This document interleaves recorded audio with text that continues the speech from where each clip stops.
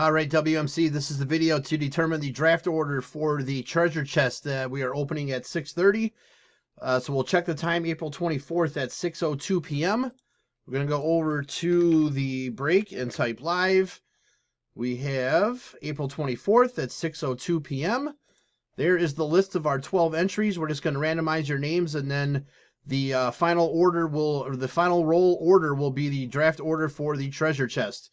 So we need a dice roll of 5 or higher. There's 8.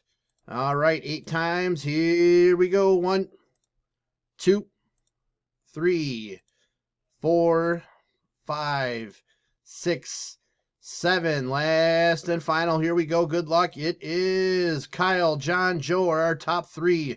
So this is the final draft order for the treasure chest box. We will post this after live breaks tonight. We will do the actual draft. There is our verification code, our timestamp once again, April 24th, 6:03 p.m. That's it, guys. Thanks.